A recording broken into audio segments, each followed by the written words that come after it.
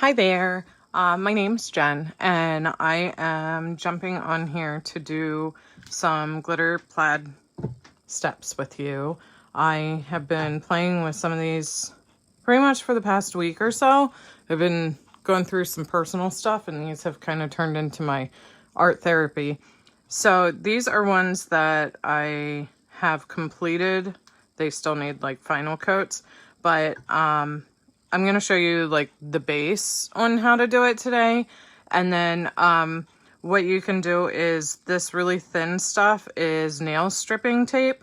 And you can get it off of Amazon. I believe you can get it through Walmart. You can get it through eBay. I order mine through eBay. I just pay attention to the shipping times, because sometimes like if you order it from like directly from China, it takes like ages to get here.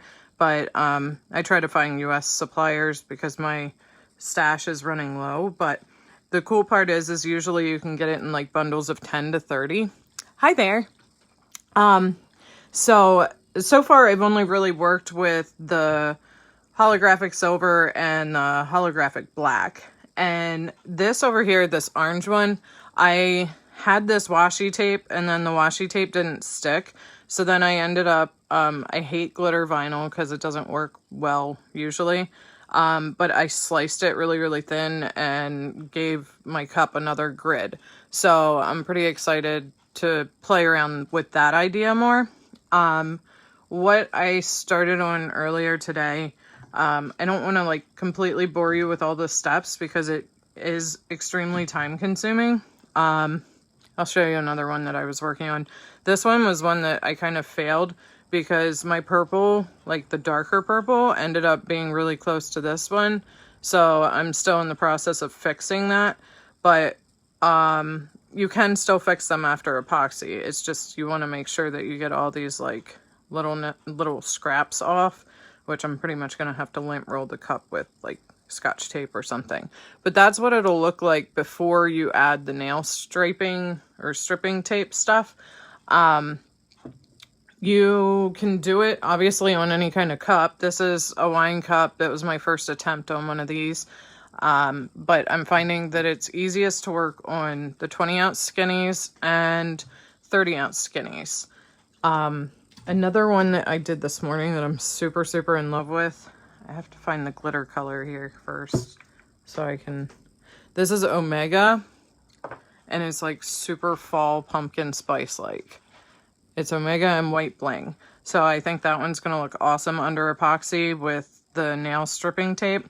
The other thing that I'm going to have to do is I'm going to have to go back. Some of these white areas have little spots that need to be touched up. I don't know if you can see that. But this is all like a whole huge process. And like I said, it takes time, but it's been my kind of art therapy lately.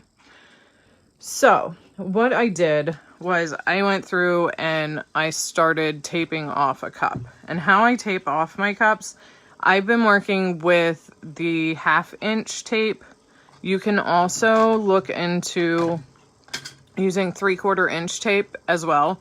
It's total personal preference. These 20-ounce ones that I did, I used the 1/2 ounce or half inch. But pretty much what I do at the top of my cups is I kind of make an X. And because sometimes they end up a little wonky, like sometimes you have smaller sections versus bigger sections, and you kind of want to get it laid out so they're even the whole way. And then what I do is I make little Sharpie line marks and try and keep it the way that it should be. Now, it's not totally exact, and if you wanted to, I guess you could go through and measure it more. Dwight had shown me a tool. I didn't get a chance to ask him where he got it from, but it's like legit a circle that has like markings on it that would totally help this whole process. But I haven't gotten that nitpicky yet. I've just been kind of playing around and trying to eyeball it up. So what I do with the 1/2-inch tape is I have these little pieces that I put here just kind of as a spacer guideline. I don't know if you guys have ever taped off your cups, but sometimes it's easier to tape them off if you have like a marking on both sides. Like I think I did this with like the pencil tumblers before.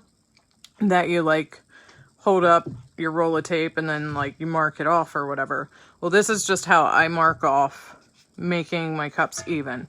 So what I do is I do my little marker lines and I try to get it as close to possible to them without actually taping over it.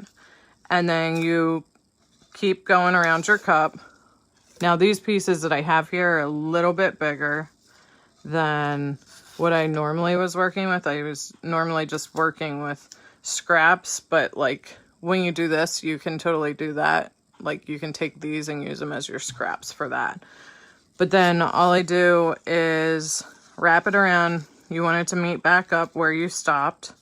And you kind of want to keep this a consistent seam the whole way, because later when you have to peel your tape, it's easier if they're all on the same.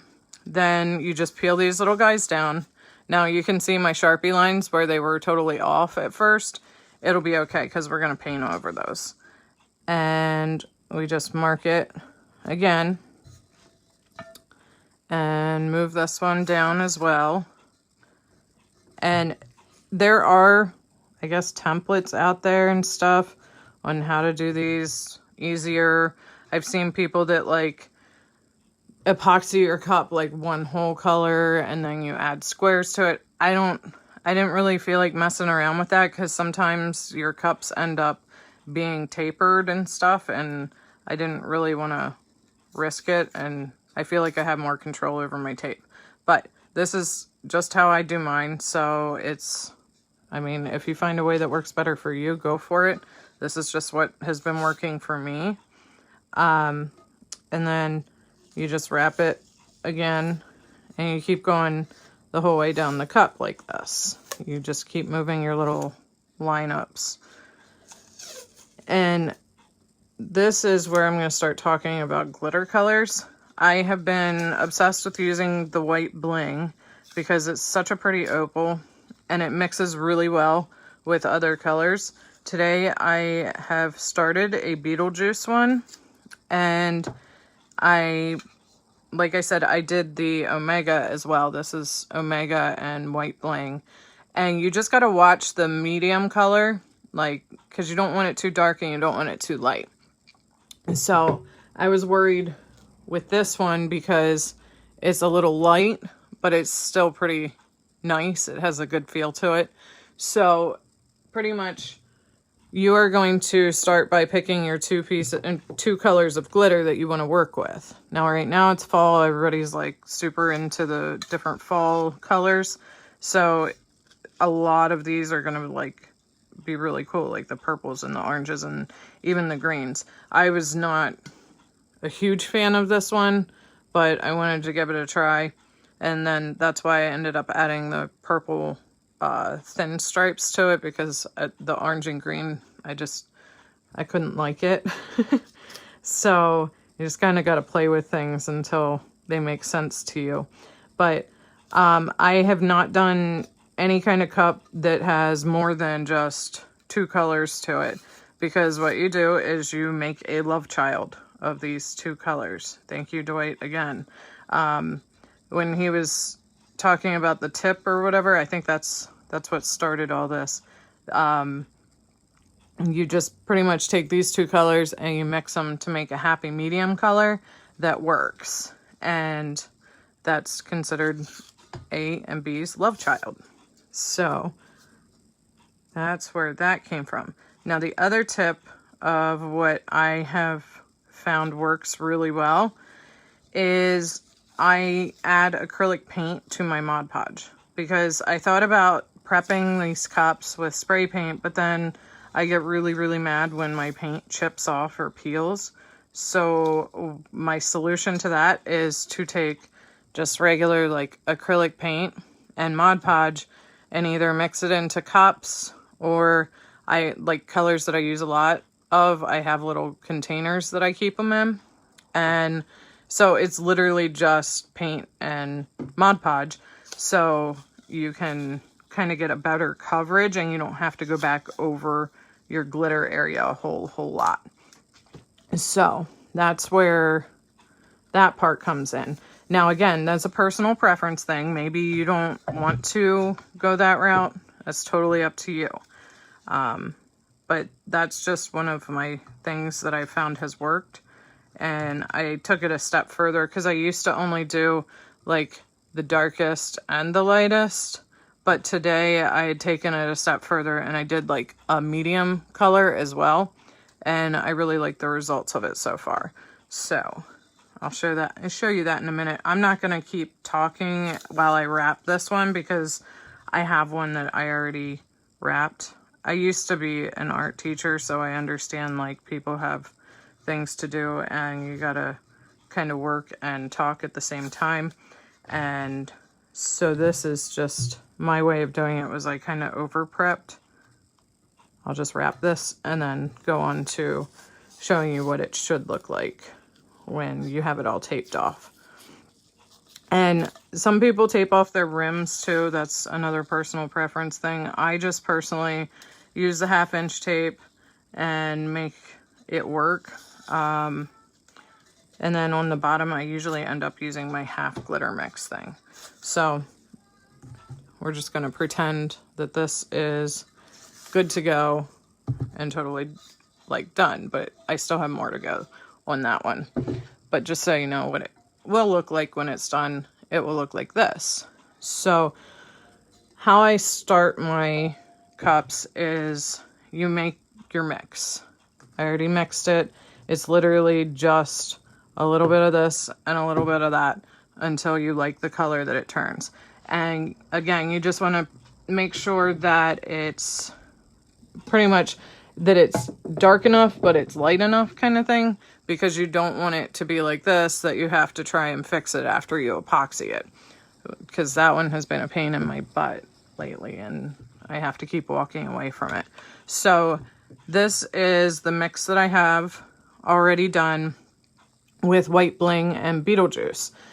You just got to watch your color shifts because sometimes they can throw a little funky color. Like at first I was like, oh, that looks kind of yellow, but it's okay because it looks all right on the cup.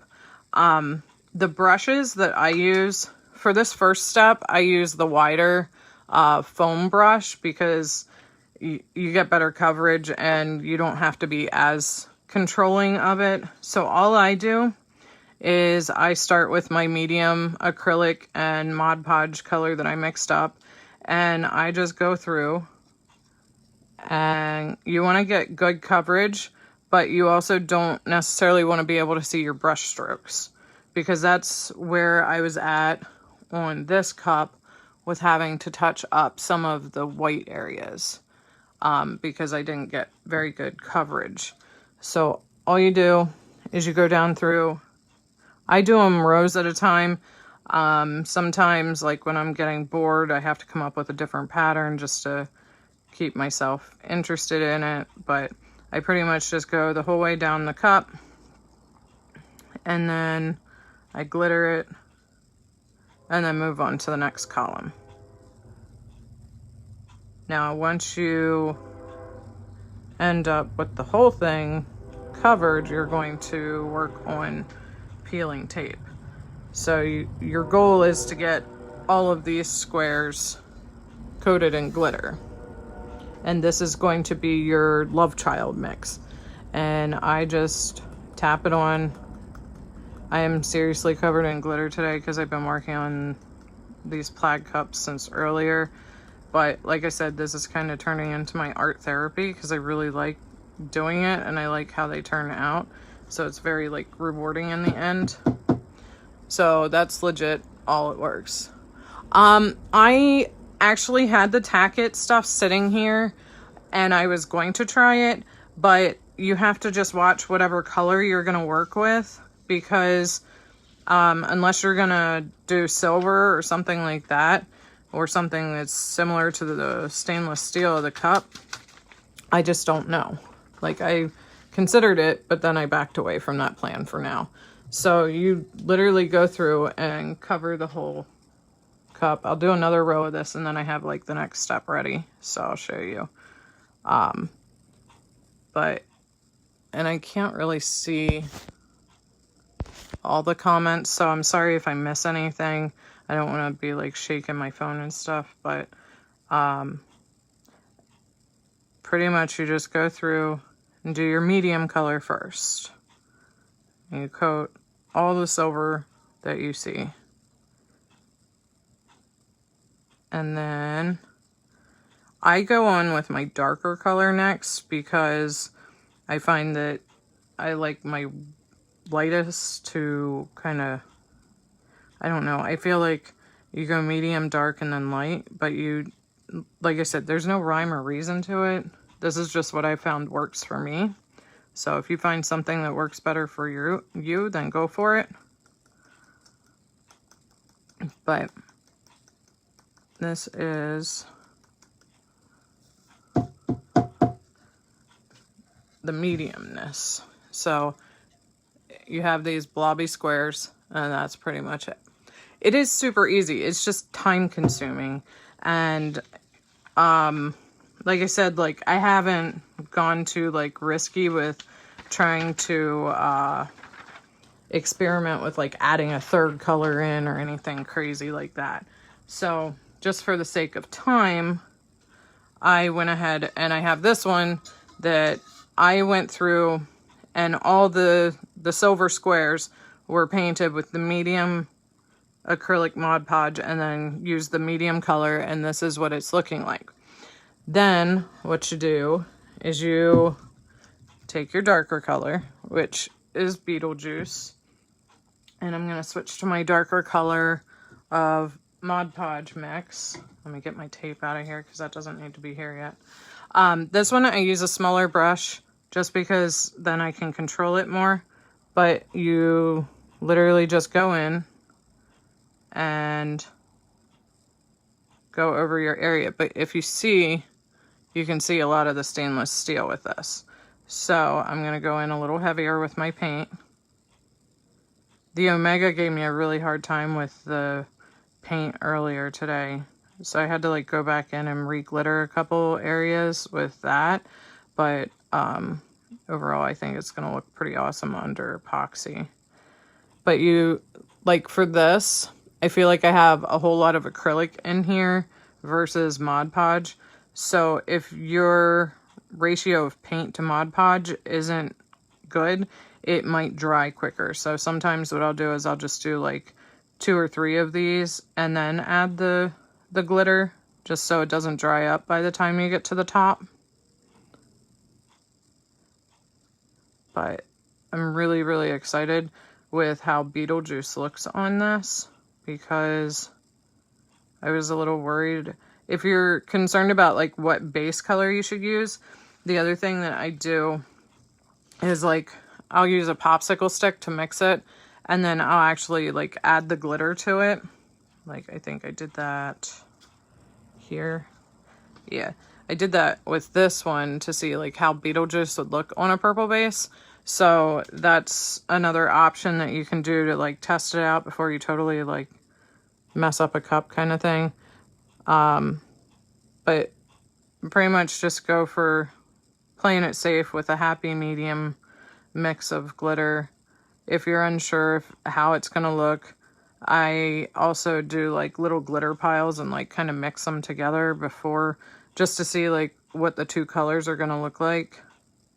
I'm a little concerned because our local school district has blue, is like a navy blue and a maroon and white or gray or something like that, and I'm supposed to make a plaid out of that, but I don't want it to look like purple, so I have to experiment and see how we go.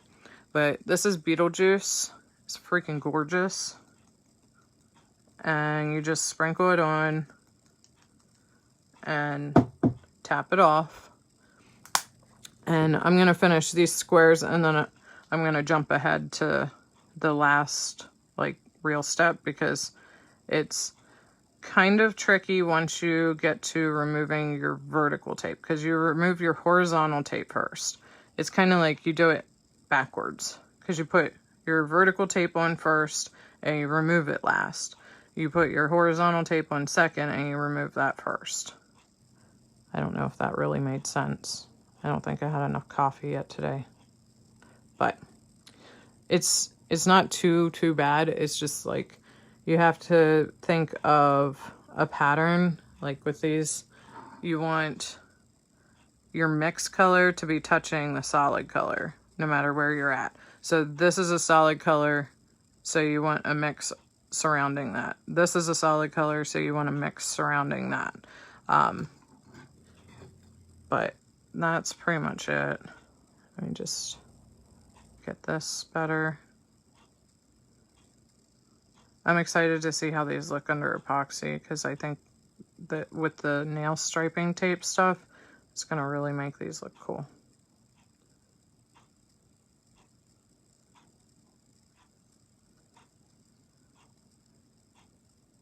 Last one. Some of these get a little crappy, but you can always go over it. Sometimes, like, if my paint peels up, I go back through and I touch it up before I add my clear spray so it doesn't move after that.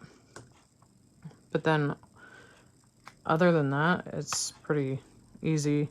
I thought about using, like, Quick Coat or something like that, but clear spray just seems to work easier as far as not having the glitter move on you.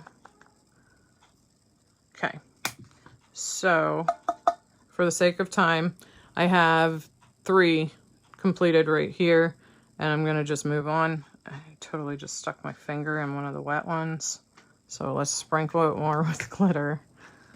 Sorry, buddy. Okay, so the trick is you want to touch it where the tape is, and then let's say I have my cup totally done like this. Then you're going to take your tape and you're going to peel it. I peel mine downward and it gives it this nice crisp line. And I literally just stick all the tape like next to me and then blob it up later at the end. I'm going to remove this one. I'm not going to remove all of them because, like I said, this cup has kind of been like a progress cup. But just so you can see what it'll look like when you go into this step. And then what you're going to do is, let me clean up this glitter because we are going to go back to our mix. Once you're finished with your dark color, you're not going to use it again unless you have to do touch-ups. The mix you use twice. So you use it on the first round and then before you go into the light color. So I'm going to go back to my mix. And all you do, now this is already your mix, so you don't want to do that. And I don't want to use that brush because that one's a little too thick. If you have smaller ones, like the actual 1/2 inch ones, that would probably work, but I think I have brushes on the way right now. So you're going to put your mix next to your solid color. And I literally just go through and put it so the edge is there, and then you go this way. It's no big deal if it's slightly off, because if you use the nail striping tape, it kind of fixes any slight boo-boos that you might get. And then, like I said, I do a couple of these, and then I add my glitter. I pretty much do a little bit at a time for these because you need to have more control so that you don't get too sloppy and that your lines don't get like too crooked. And then I'll do this one and then we'll glitter, and then I'll show you how we're gonna do adding the white. But it's literally the same process. It's just a matter of making sure your pattern is laid out in the right like order.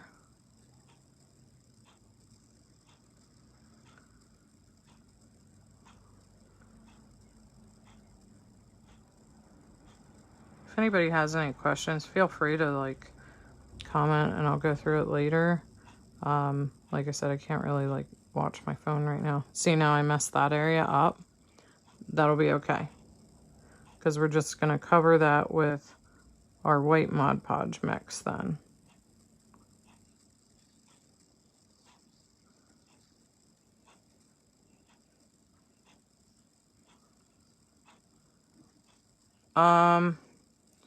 I honestly, I would probably do at least a $10 upcharge because they're really time consuming.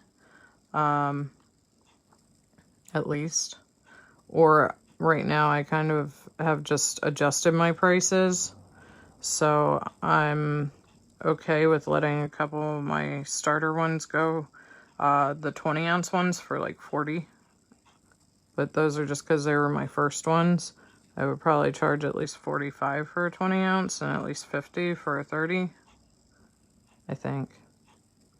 I haven't really like broken it down supply and time-wise yet. I haven't gotten that nitpicky.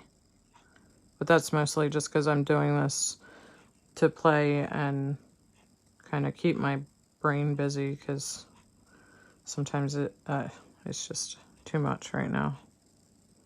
So this is what I do instead of doing decals sometimes.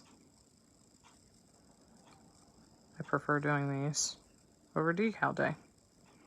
So we have the row pretty well done. And I think I have decent coverage. This one's a little light, but it should be okay. And then you do your glitter mix on all of them.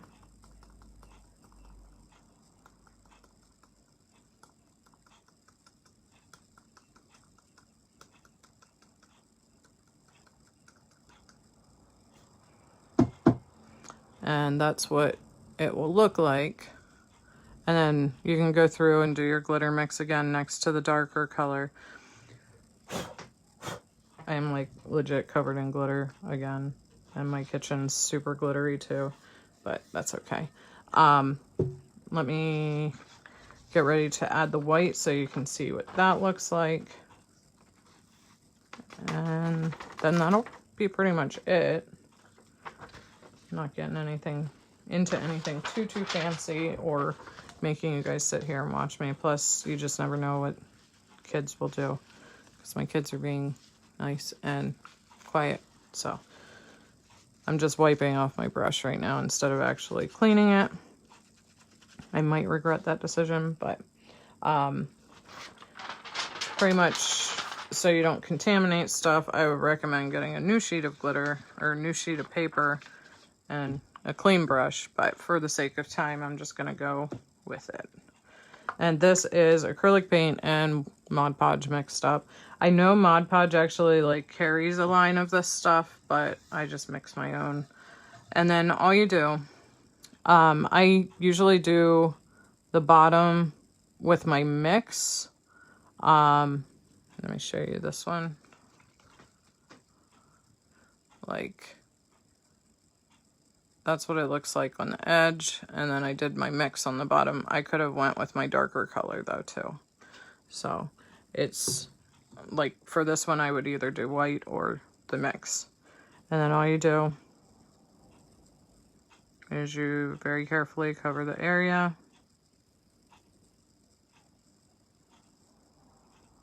You want to really make sure you get in the corners so it does get that crisp look. But you got to watch, like I said, your brush strokes. I kind of go through and like tap them out a little.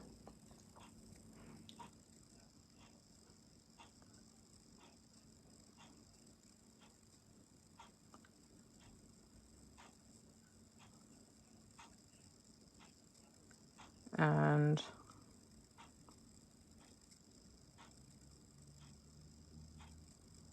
that's pretty much it. But this white bling just really brings it all together then too. So I'll show you and then I'll fix this little oopsie daisy.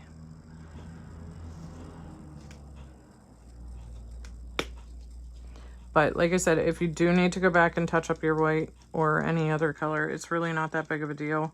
I would rather go back and make it look a little nicer than to kind of fudge my way through it. So on this one where I overdid it, like I overextended it, you're just gonna lightly make your own line to cover it back up. And then you clear spray with, I use rustoleum, and then I epoxy, and then I use the nail stripping tape, and then I epoxy again. And for some reason, like in counterculture where I was posting some of these, people are really concerned with what do your bottoms look like. So I'll show you that too, just so you get a better idea consistency wise. It just makes the cup look so put together. This one, I bring the nail stripping tape down under my label. Or I actually literally just cut them off and then slap my label on top of it. So that's pretty much it. I am going to probably finish working on this and post what it looks like when I'm done. But that's the gist of doing these glitter plaids. If you guys have any questions, I will gladly do my best to answer it. But pretty much just tape, Mod Podge, patience, glitter, and acrylic paint. That's pretty much it. Thank you so much. Have a great day, guys.